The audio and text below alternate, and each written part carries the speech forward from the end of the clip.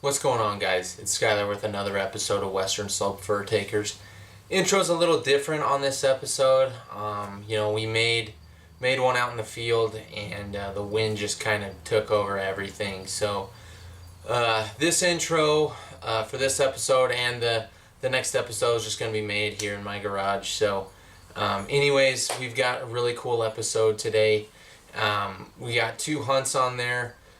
Both of them at polar opposites of the panel. So the first hunt is going to happen quick, and the next hunt is going to take a minute. Stay tuned, guys. Western Slope Furtakers starts now.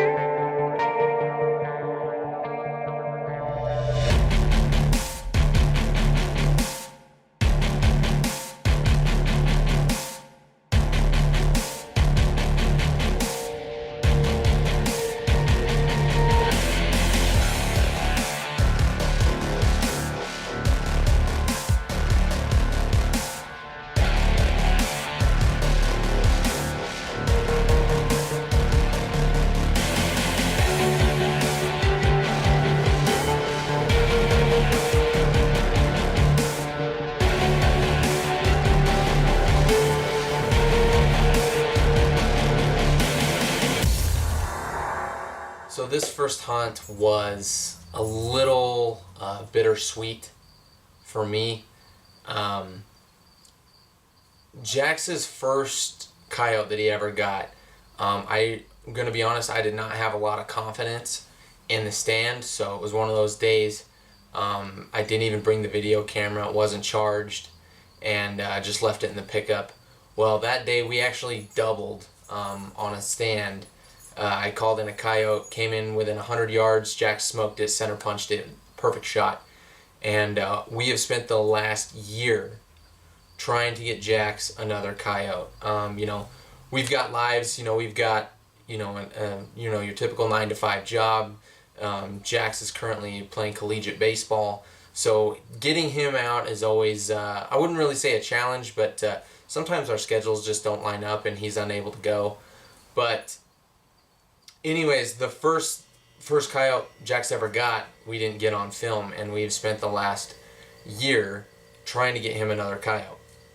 We made our, I think it was our second stand of the morning, and we were walking back to the truck, and Jax's sling broke on his rifle, and his rifle fell into the dirt. Well, I've seen it happen. It's happened to me. Most of the time, you just kind of dust it off, check the barrel, everything's good to go normally. Well, this one was not the case. We got to that, we walked about half a mile to our third stand, and when Jax went to jack our round in, his casing was actually sticking out about 1/4 of an inch from the chamber. So I looked at him and I just said, hey, there's nothing I can do about it right now. We're gonna make this stand, just set your gun off to the side. And within about 2 minutes, we had a female just hauling tail. Of course there is.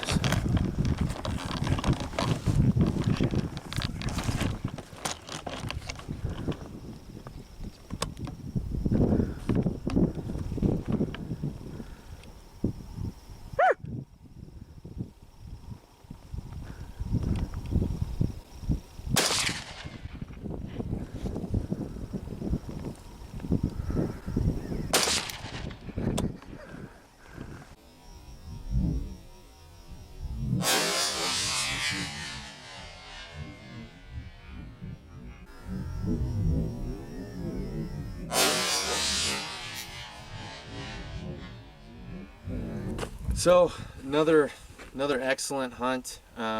She came in, by the time I looked back down at the remote, it was 4 minutes. So she came in, I mean, gosh, by how fast she cleared that, probably like 3 minutes and 45 seconds maybe. Just a really awesome feeling. And this one originally we thought was a pup, but checking out these teeth here, those are pretty, I mean, these bottom canines are pretty wore down. And so we killed actually a pretty old female. She also got some pretty long dagger claws here, like a badger almost. I've never seen something like that. Super long tail. Really awesome, really nice female.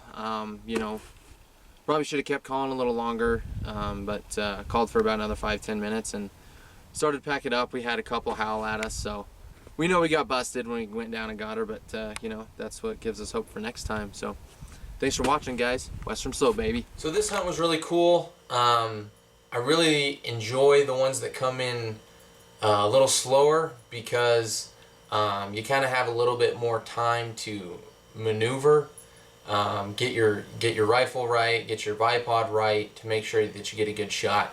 And this is exactly one of those stands.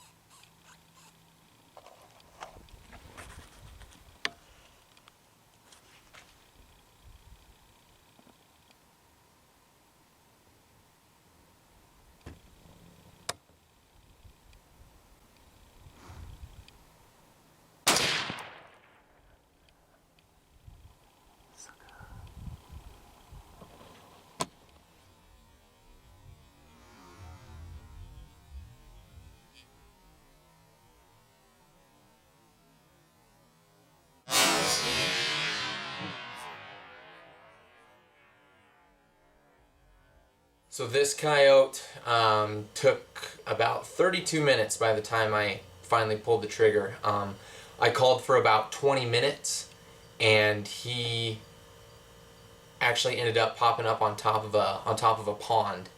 And you know, we've seen coyotes come from there all the time, so we know that there's a lot of draws that kind of run in and out all the way up until this pond. So I knew I had plenty of time to move. We actually got some really good footage on him, but he just took forever to come in. So nerves were definitely high, especially I was just me by myself.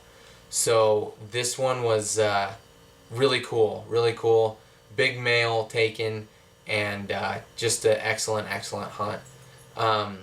One thing I touch on after the video, which I'm not even going to show you guys, the wind was so bad it's almost, you just can't hear anything. So basically one thing that I touch on in this is it's very important to bring a pair of binoculars. And you know, I always carry mine in my Reese Outdoors Predator pack, and that was for lack of better words, that was a clutch move.